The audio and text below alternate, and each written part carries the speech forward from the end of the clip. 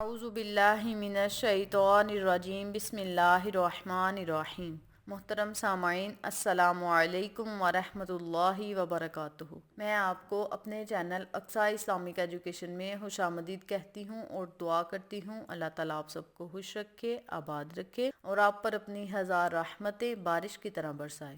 سامعین، آج میں آپ کے ساتھ بہت خاص اور مجرب وظیفہ شیئر کرنے جا رہی ہوں۔ یہ وظیفہ بہت ہی پاورفل اور طاقتور ہے۔ اس وظیفے کی بہت سی فضیلت و برکات و فوائد ہیں۔ اس وظیفے کو آپ پورے یقین سے کریں، انشاءاللہ رب تعالی آپ پر ضرور مہربان ہوگا اور اپنی رحمت کا سایہ آپ پر ہمیشہ قائم و دائم رکھے گا انشاءاللہ۔ آج میں آپ کے ساتھ 2 نوافل شیئر کروں گی جو کہ آپ کی زندگی کو جنت بنا سکتے ہیں۔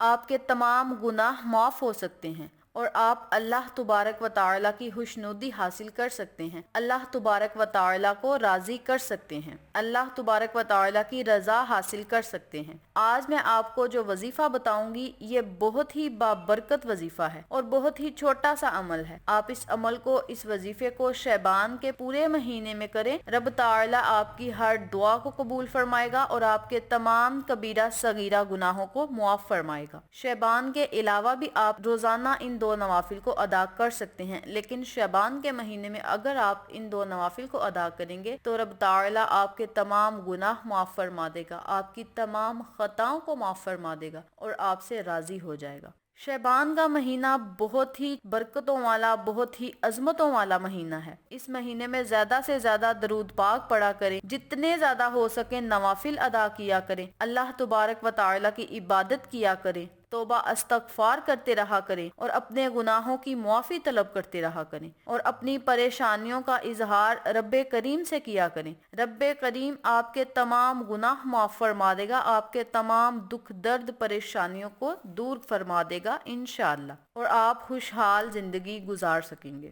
سامعین، شعبان کے مہینے میں نبی کریم صلی اللہ علیہ وآلہ وسلم بہت زیادہ عبادت کیا کرتے تھے اور روزے رکھا کرتے تھے۔ اما عائشہ صدیقہ رضی اللہ تعالی عنہا نے پوچھا، یا رسول اللہ صلی اللہ علیہ وآلہ وسلم، آپ شعبان کے مہینے میں اتنے زیادہ روزے کیوں رکھتے ہیں؟ تو نبی کریم صلی اللہ علیہ وآلہ وسلم نے فرمایا، اے عائشہ، یہ وہ مہینہ ہے جس میں انسانوں کے اعمال اللہ تبارک و تعالی کی خدمت میں پیش کیے جاتے ہیں اور میں چاہتا ہوں کہ جب میرے اعمال اللہ کی بارگاہ میں پیش ہوں تو میں اس وقت روزے دار ہوں۔ سبحان اللہ، کتنی زیادہ فضیلت ہے اس بابرکت مہینے کی، جس مہینے کو نبی کریم صلی اللہ علیہ وآلہ وسلم نے اپنا مہینہ قرار دیا اور فرمایا یہ وہ مہینہ ہے جس میں آنے والے سال میں مرنے والوں کی لسٹ فرشتوں کو تھما دی جاتی ہے۔ اوپر آسمانوں پر فیصلہ ہو چکا ہوتا ہے کہ آنے والے سال میں یہ لوگ اس دنیا سے رخصت ہو جائیں گے اور زمین پر لوگ اپنے دلوں میں بدلے، نفرتیں، کدورتیں، دشمنیاں لیے بیٹھے ہیں، پتہ نہیں اور کیا کیا گناہ کرتے ہوتے ہیں، اور اوپر آسمانوں پر یہ فیصلہ ہو چکا ہوتا ہے کہ آنے والے سال میں اب یہ لوگ مزید زندہ نہیں رہیں گے۔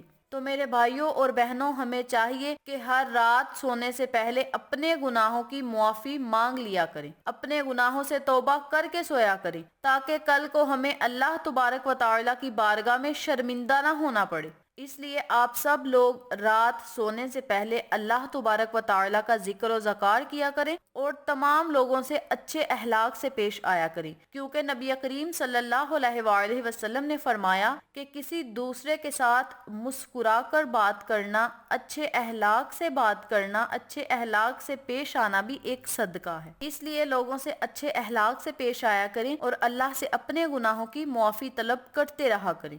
اس مہینے میں اللہ کی خوب عبادت کریں، انشاءاللہ رب تعالی آپ پر ضرور مہربان ہوگا اور آپ کو ہمیشہ خوش رکھے گا اور آپ کے تمام گناہوں کو معاف فرمائے گا انشاءاللہ۔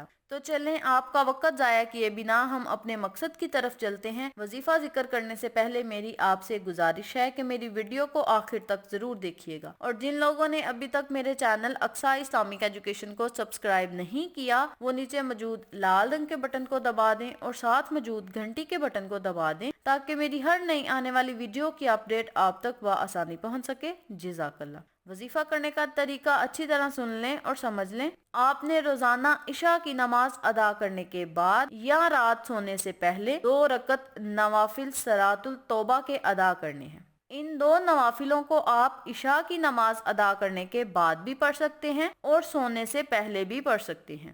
آپ نے روزانہ 2 رکعت نوافل صلاۃ التوبہ کے ادا کرنے ہیں۔ نوافل آپ نے اس طرح ادا کرنے ہیں کہ سورۃ فاتحہ کے بعد 11 مرتبہ سورۃ اخلاص پڑھنی ہے، اور اسی طرح آپ نے دوسری رکعت بھی ادا کرنی ہے اور پھر سلام پھیر لینی ہے، اور اسی جگہ مصلی پر بیٹھ کر آپ نے 100 مرتبہ استغفر اللہ پڑھنا ہے۔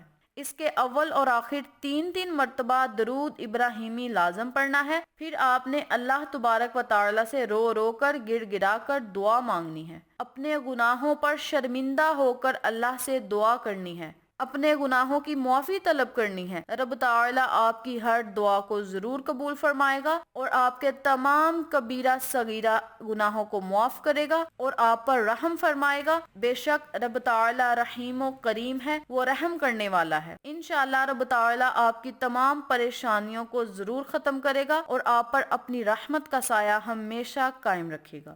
یہ بہت برکتوں والا مہینہ ہے۔ اس مہینے میں زیادہ سے زیادہ نوافل ادا کریں، توبہ کریں اور نبی کریم صلی اللہ علیہ وآلہ وسلم پر زیادہ سے زیادہ درود پاک کا نذرانہ پیش کریں۔